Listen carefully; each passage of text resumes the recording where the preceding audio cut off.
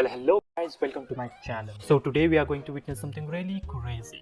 So I want you to pay attention. But before we start, make sure well, video शुरू करने से पहले मैं चाहता हूँ कि आप अपनी जिंदगी में किए हुए सबसे स्टूपिड मोमेंट को याद करो। No, God, please, no, no, no. याद कर लिया? तो मीनवाइल मैं आपको अपनी स्टोरी सुनाऊंगा। The most stupidest thing I have done ever in my life.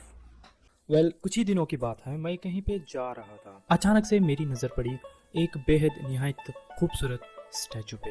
वो स्टैचू इतना ज़्यादा अच्छा था कि मेरा दिल वहीं पे पिघल गया और मैं चाहता था कि किसी भी तरह से, चाहे कितना भी महंगा क्यों ना हो, किसी भी तरह से उस स्टैचू को खरीद लिया जाए। जब मैंने उस स्टैचू के मालिक को पूछा कितने पैसों का है, तो स्टैचू के मालिक ने बताया कि ये स्टैचू बिकाऊ नहीं है। तो इसके लिए मैंने पूछा कि मैं आप जो बोले जितना पैसा चाहे उतना दूंगा, मुझे बस ये स्टैचू चाहिए। आखिरकार बहुत ज़्यादा मेहनत और मुशक्क़त के बाद स्टैचू बेचने के लिए रेडी हो गया।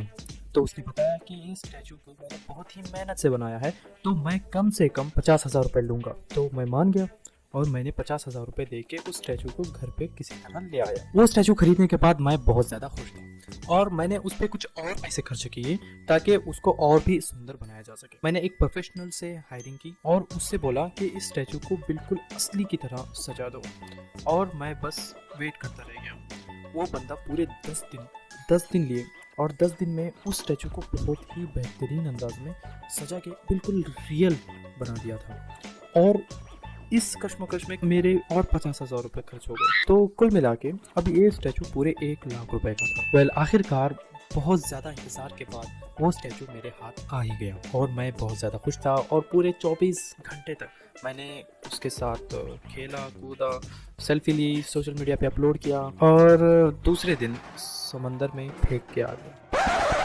आई नो आप में से बहुत से लोग सोच रहे होंगे कितना बड़ा बेवकूफ़ है, आखिर समंदर में ही फेंकना था तो 1 लाख रुपए खर्चा करने की क्या जरूरत थी। सो I want to repeat my story once again, and this time it's a little bit different. The statue I purchased was this.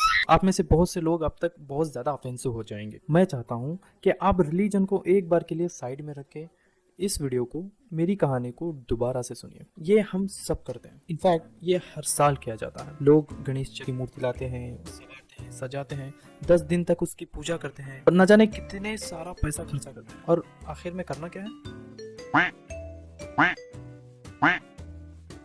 Well ये कहानी है हैदराबाद की। हैदराबाद में एक अब तक की सबसे बड़ी मूर्ति को बनाया गया था और जिसको बनाने में अराउंड 1 करोड़ रुपए से ज़्यादा खर्चा आया और इतना बड़ा रिस्क था लोगों पे। ये मूर्ति थोड़ी सी भी गलती की वजह से अगर गिर जाती ना तो पता नहीं कितने लोगों का नुकसान होता। ये 1 करोड़ रुपए की खर्चा की हुई मूर्ति जिसको क्रेन लगा के विसर्जन किया जा रहा है। अब तक आप में से बहुत से लोग ऑफेंसिव हो गए होंगे, मैं जानता हूँ। ये रिलीजियस सेंटिमेंट है, मतलब ये प्रथा आज की नहीं है, पर न जाने कितने सालों से ये प्रथा मनाई जाती है और लोगों के सेंटिमेंट्स जुड़े हुए हैं इससे। अगर आप एक बार के लिए भी रिलीजियस सेंटिमेंट्स को साइड में रख के देखोगे ना तो आपको ये कंप्लीट वेस्ट लगेगा। जस्ट थिंक अबाउट, आप कोई स्टैचू तैयार करते हो जिसपे 1 करोड़ रुपए खर्च किया गया है और वो स्टैचू को 10 दिन रखने के बाद, उसकी पूजा करने के बाद आखिर में क्या करते हो? मतलब कितना ऑड लगता है ना, किसी चीज को आप बहुत ज्यादा मानते हो, उसकी पूजा करते हो, उसके पाँव पड़ते हो, उसको सजाते हो, 10 दिन तक उसकी पूजा करते हो। 11वें दिन में इतना ज्यादा डेस्परेशन होता है ना कि किसी तरह से इस चीज को दरिया में फेंकना है, हमें चाहिए नहीं। उस टाइम पे पता नहीं क्या लोग सोच रहे होते हैं, इतनी डेस्परेटली ट्राई कर रहे होते हैं कि किसी तरह से इस चीज को फेंक दें।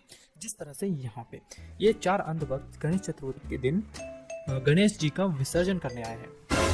इतना ज्यादा रिस्की विसर्जन और खुद का ही विसर्जन हो गया, और सिर्फ उतना ही नहीं, और अपनी जान भी खतरे में डालोगे, जिससे हो सकता है कि आपका भी कुछ नुकसान हो। और ये देखो गणेश चतुर्थी के टाइम में ज्यादा भीड़ की वजह से क्या हुआ। ओह देखो गाइस, मैं हिंदू नहीं हूँ या फिर मैं हिंदुइज्म को मानता नहीं हूँ, इसका मतलब ये नहीं कि मैं फैक्ट्स को नहीं देख सकता। हो सकता है कि मैं गलत हूँ, लेकिन जो चीज मैं समझाने की कोशिश कर रहा हूँ उसको समझने की जरूरत है। देखो आखिर ये लोग विसर्जन क्यों करते हैं, तो इस स्टडी के पीछे मैं बस चला गया। मुझे जानना था कि आखिर इतना सजाने, संवारने और पूजा करने के बाद आखिर में लोग विसर्जन क्यों करते हैं। तो जब मैंने स्टडी किया हिंदुइज्म को, मुझे पता चला कि विसर्जन करने के 1 या 2 कहानियां नहीं है, सब लोग अपनी अपनी ही कहानी बना रहे हैं और 3 से ज्यादा कहानियां। ठीक है, कहानियों को रखते हैं साइड में, लेकिन विसर्जन करने के लिए इतना ज्यादा रिस्क लेना भी तो जरूरी नहीं है। अगर सच में आस्था है, सच में इच्छा है, तो आप छोटी मूर्ति से भी काम चला सकते हो। इनफैक्ट बिना मूर्ति के भी काम चला सकते हो। किसी चीज को मानने के लिए दिल से मानना जरूरी होता है, ना कि उस पर खाली फोकट का पैसा खर्च करना, जान को दाव लगाना होता है। For some sec